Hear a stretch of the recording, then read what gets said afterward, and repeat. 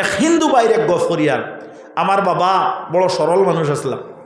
আমার বাবায় আমার বাড়িতে কি অন্তত 1-3 কিলোমিটার দূরে বড় একটা বাগান আছে। ও বাগানোর একজন মাস্টার, এর নাম হইল গিয়ে বাদল মাস্টার। মাতটা বুঝিও নেটো যার আমি একবারে জাহিরা মাত মাতিলে আর তে বাদল মাস্টার যে ভদ্রলোক, এই ভদ্রলোকের বাবা মারা গেছেন। আমার বাবা গেছেন কোনো কারণে আর তার বাড়িতে গেছেন। যাওয়ার পরে ও ভদ্রলোকের বাবা কইছেন, দাদা আমার একটা খাটলের গাছ আছে, ওগো আমি বিক্রি করতাম, যদি বালা একজন ফাইকার থাকেন তাহলে আপনি দেখুয়া। বেলে কত বেশিটা? বেলে 250 টাকা হইলে বেচিলেন। যখন কইতরা 250 টাকা বেচিলেই তখন কুর 250 টাকার গাছ, কিন্তু বর্তমানে এই গাছের দাম হইব 20,000 টাকা। অর্থাৎ 30 ফুট লাকড়ি বার হয়েছে। এই 30 ফুট লাকড়ি আমার বাবায় সিরাইয়া আমরা বাড়িতে আনছই। ইটা লাকড়ি এখনো পর্যন্ত বহুত লাকড়ি আরি আপনার সাইজর লাকড়ি রয়েছে আর একটা কাঠলর সার থাকি যদি 30 ফুট লাকড়ি বার হয়, মাত বুঝা যাননি চাব এখন। তো এই গাছটা কত বড়, বহুত বড় গাছ নাই। তো 250 টাকা দিয়ে কিনছেন, তখন 250 টাকার মানে কিনার উপযোগী মূল্য। তো দেখা যায় বাদাল মাস্টারের বাপ যাই নাসলা, এই ভদ্রলোকে কইছেন, দাদা আমি এই গাছটা বেচার কারণ হইয়া থাকলো আমার ছেলেটায় মেট্রিক পরীক্ষা দিত, আর এখনো পর্যন্ত আমার কাছে তার পরীক্ষার ফিস দেওয়ার পয়সা নাই। আর যদি মানে হিন্দু মানুষ তো তার লাইনে তাই কইতরা, যদি ভগবানে মায়া করেন একটা লাইন আছে, মেট্রিক পাস করলে আমার ফুয়াটা খামো লাগি যাইব। আর আমার কাছে বিকল্প কোনো পথ নাই, ও কাটল গাছটা ভিন্ন। যদি কেউ থাকেন তাহলে আপনি আমার কইন জানি। ও আমার বাবা বাড়িতে এসেন, আমার বাজান ডাকিতাম, আমি ছোট্ট একেবারে আইয়া আমার মারে কইছেন এক কাপ চা খাবো।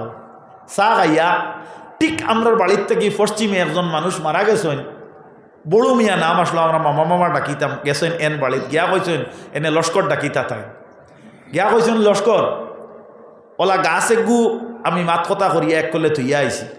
আর আমার কাছে বর্তমানে 15 টাকা কম আছে 250 ফুরতে, একবারে জেলা মাত মাতিয়ার ওলাবারি হুবু সহি মাঠটা। তো 15টা টাকা তুমি দাঁড় দেও আমারে, তোমারে আমি দিলেই আমি গাছগু কিনা লাগে। ও তাই নিয়ে 250 টাকা দিয়ে গাছগু কিনিছেন। কিনার বাদে ভদ্রলোকে কইছেন, দাদা গাছগু আপনার এখন আপনি নেনতে এগুত পুরা সার পাইতাম, ওগু আমার অন্য থাকুক 4-5 বছর, আর 4-5 বছর পরে আপনি খাটাইয়া ওগু নেন জানি। যে ভদ্রলোকে বেচিছিলা তাই মারা গেছো, মাত বুঝা জাননি চাবকল, তাই মারা গেছো। এটা যে আলোচনা করি আর এটা শিক্ষণীয় আলোচনা, আপনারা কোনো আমারে খারাপ পাইবা না যে ইটা মাত আপনি মাতেন এখানে, ইটা মাতর আমরা দরকার আছে। তো দেখা যায় এই ভদ্রলোক তাই মারা গেছেন। মারা যাওয়ার পরে তান তো আরো ছেলে আসুন, মাস্টারের চাকরি হয়ে গেছে, বাদল যাইন এন চাকরি হয়ে গেছে। বাকি ভাই তো না দাদা আমরা তো গাছ দিতাম না, মাত খেয়াল করদানি আমরা গাছ দিতাম না।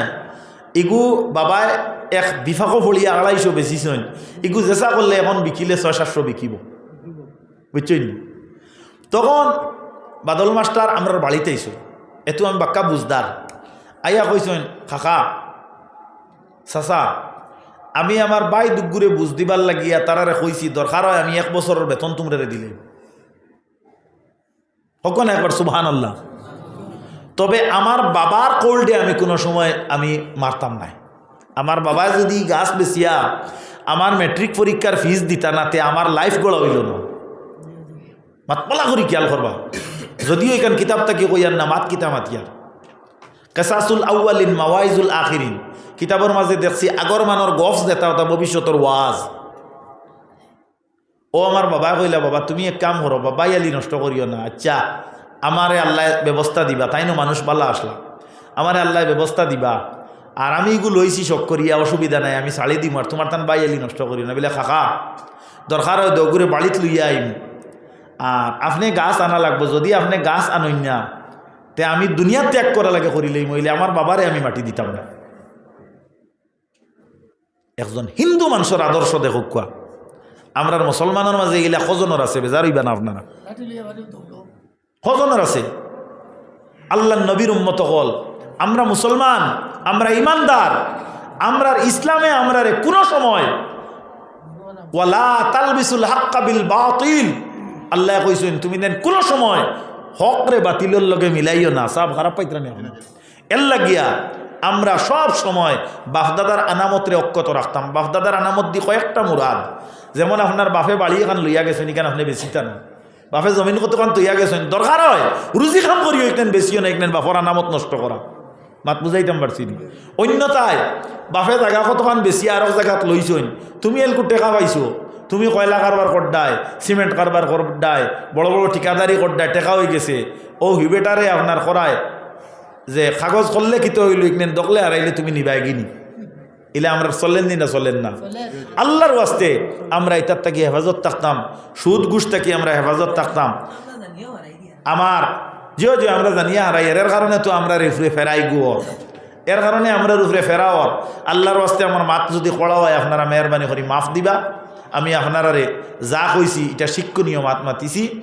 আর আমার বাইজানে কইছেন যে ফোনে 12টার সময় আমি আল্লাহর হাবিবর উপরে আপনারা লইয়া সালাম পেশ করিয়া দোয়া করতাম। এখন দেখি আর খানো ফোনে 12টা হইয়া আসছে।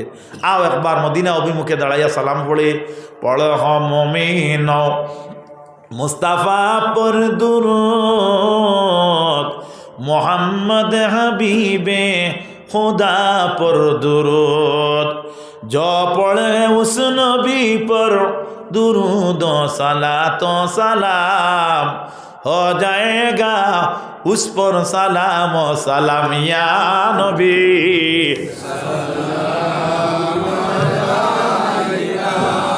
या रसूल सलाम।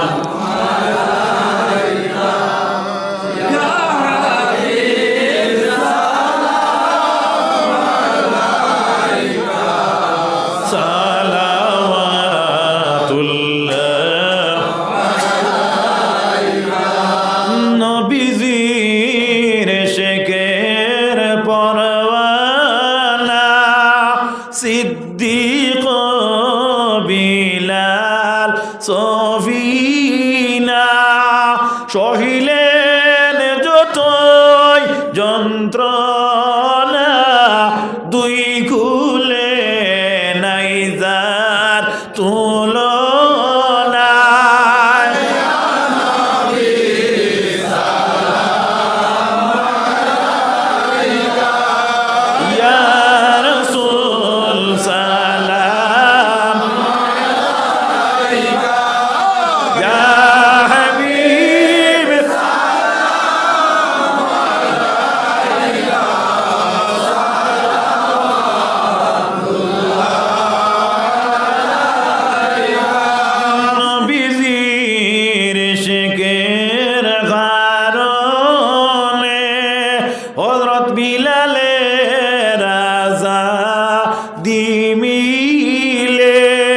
ওয়াইস করনি নবীর কারণে দান্দানো শহীদ করে, ইয়া নবী সালাম,